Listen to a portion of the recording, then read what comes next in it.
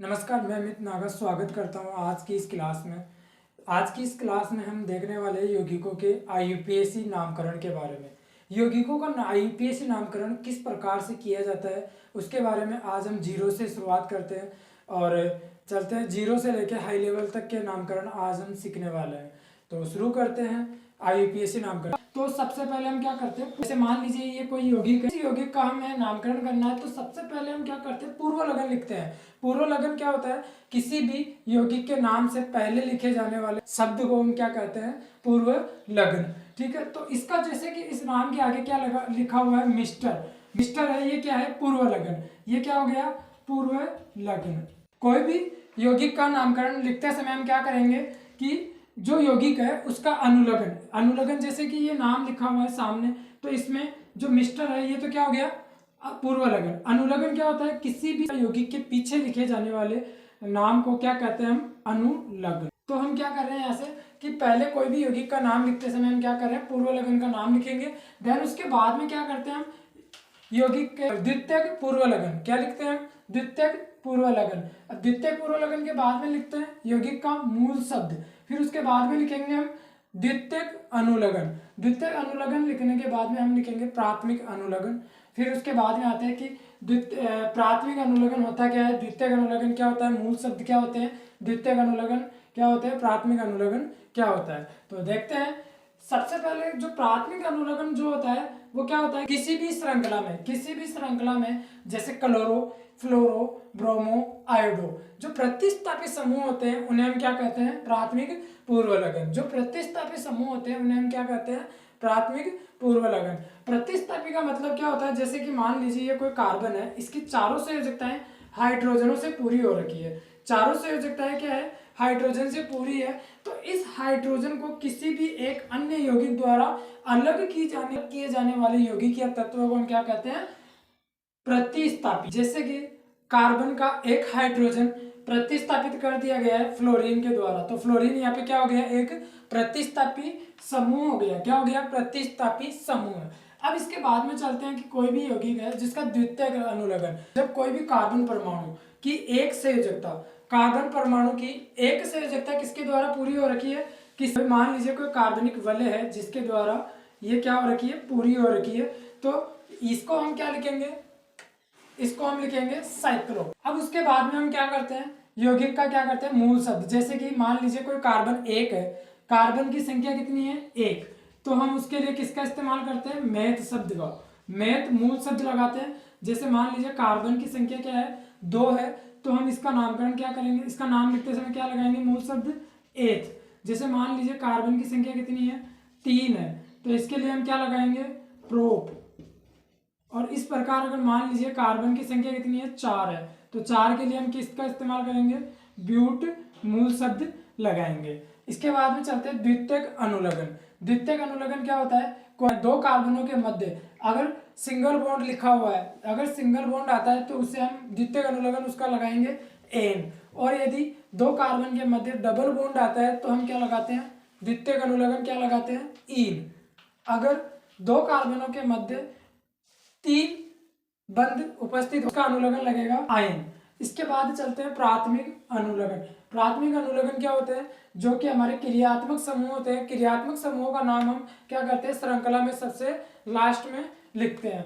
तो सबसे लास्ट में क्रियात्मक समूह का नाम लिखते हैं। क्रियात्मक समूह कौन कौन से होते हैं, जैसे कि RCHO, उसके बाद आता है RCOOH, इसको बोलते हैं कार्बोक्सिलिक अम्ल। इसका जो अनुलगन होता है वो होता है ओइक अम्ल, और एल्कोहल का अनुलगन होता है ओल। इसके बाद में आते हैं RCHO एल्डिहाइड। इसके बाद में आता है RC double bond OR, or ये होता है कीटोन। अब कीटोन के अंदर जो है इस R का जो मतलब है यहाँ पे कार्बनिक श्रृंखला से है। चाहे दो भी हो सकते हैं कार्बन, यहाँ पे तीन भी हो सकते हैं, चार भी हो सकते हैं, पांच भी हो सकते हैं, छह भी हो सकते हैं। ठीक है, नामकरण करते समय हम क्या करते हैं, कुछ नियमों को हमें क्या रखना है, ध्यान में रखना है। तो जो नियम है उनके बारे में हम चर्चा करेंगे। सबसे पहले हम क्या करते हैं, कोई भी कार्बनिक श्रृंखला हो, सबसे पहले हम क्या करते हैं, कोई भी कार्बनिक श्रृंखला हो उसके अंदर क्या करेंगे, सबसे लंबी कार्बनिक श्रृंखला का चयन करते हैं। अब कार्बनिक शब्द से मतलब क्या है, कार्बन युक्त श्रृंखला। कार्बन युक्त श्रृंखला को क्या कहा जाता है? कार्बनिक श्रृंखला। तो सबसे पहले हम क्या करते हैं? एक सबसे लंबी कार्बनिक श्रृंखला का क्या करते हैं? चयन करते हैं। ठीक है, तो ये तो पहला नियम हो गया। सबसे पहले हम क्या करेंगे? सबसे लंबी कार्बनिक श्रृंखला का यहाँ से क्या करेंगे? चयन करेंगे। इसके बाद क्या करते हैं? यदि इस कार्बनिक श्रृंखला में कोई भी प्रतिस्थापी समूह या क्रियात्मक समूह जुड़ा हो तो हम क्या करते हैं? उस क्रियात्मक समूह या प्रतिस्थापी समूह वाले कार्बन को हम क्या करते हैं? श्रृंखला के अंदर क्या करते हैं? काउंट में लेते हैं। जैसे मान लीजिए इसका यहाँ से ये कोई कार्बनिक श्रृंखला है, दिखाई दे रहा है यहाँ से, जैसे ये कोई कार्बनिक श्रृंखला है। इस कार्बनिक श्रृंखला के अंदर हमारे पास में क्या लिखा हुआ है? साथ में क्या जुड़ा हुआ है? एक प्रतिस्थापी समूह। यहाँ पे मान लिया मैंने एक प्रतिस्थापी फ्लोरीन जुड़ा हुआ है, या कोई भी क्रियात्मक समूह क्या जुड़ा हुआ है? C double bond OH carboxylic अम्ल क्या है? जुड़ा हुआ है। तो इसका हम क्या करते हैं? जैसे यहाँ से जुड़ा हुआ है तो अब इसका अंकन करते हैं। तो हम क्या करेंगे? जो कार्बनिक श्रृंखला है इसका सबसे पहले हमने क्या कर लिया? सबसे लंबी कार्बनिक श्रृंखला का चयन कर लिया। अब हम क्या कर रहे हैं कि श्रृंखला का चयन करते समय यदि कोई भी क्रियात्मक समूह श्रृंखला में उपस्थित हो तो क्रियात्मक समूह जिस कार्बन से जुड़ा हुआ होता है उस कार्बन को हम क्या करते हैं? श्रृंखला में गिनते हैं। जैसे ये कोई कार्बनिक श्रृंखला है, अब इसके अंदर कोई भी क्रियात्मक समूह जैसे हाइड्रोक्सी समूह जुड़ा हुआ हो, मान लीजिए यहाँ पे कोई क्रियात्मक समूह कार्बोक्सिलिक अम्ल जुड़ा हुआ हो, तो हम क्या करते हैं? सबसे लंबी जो कार्बनिक श्रृंखला है क्या करेंगे? इस प्रकार हम क्या करेंगे? कार्बनिक श्रृंखला का क्या करते हैं? चयन करते हैं। और ये सबसे लंबी क्या हो गई? कार्बनिक श्रृंखला का हमने क्या कर लिया यहाँ से? चयन। तो चयन किस तरीके से किया है कि जो हाइड्रोक्सी समूह या क्रियात्मक समूह जिस कार्बन के साथ में जुड़ा हुआ है उसको हमने क्या किया है?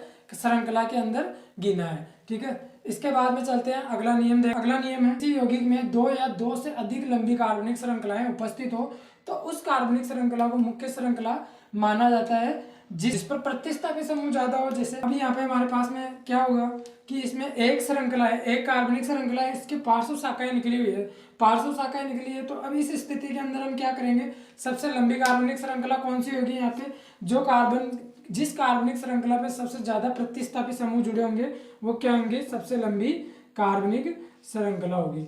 जैसे कि हमारे पास में ये जो वाली जो कार्बनिक श्रृंखला है, इस कार्बनिक श्रृंखला के ऊपर हमारे पास में एक प्रतिस्थापी ये जुड़ा हुआ है, दूसरा प्रतिस्थापी ये जुड़ा हुआ है। जैसे कि यहाँ पे ये सबसे लंबी हो गई, तो अंकन किस सिरे से करते हैं? जिस सिरे से प्रतिस्थापी को कम अंक मिले। जैसे कि अगला देखते हैं कि मुख्य कार्बनिक श्रृंखला पर अंकन उस सिरे से किया जाता है जिस सिरे पर प्रतिस्थापी को कम अंक मिले। ये कोई कार्बनिक श्रृंखला है, इस कार्बनिक श्रृंखला पे यहाँ पे फ्लोरीन जुड़ा हुआ है, या मान लीजिए यहाँ पे क्लोरीन जुड़ा हुआ है। तो इस स्थिति के अंदर हम अंकन किस सिरे से करते हैं? हमने ये तो बोल दिया कि पहले अंकन किसको करते हैं कि जहाँ पे प्रतिस्थापी समूह जुड़ा हुआ हो उसको क्या करते हैं? कम अंक मिलना चाहिए। पर उस सिरे से करते हैं तो यहाँ से करेंगे, इसका अंकन कहाँ से करेंगे?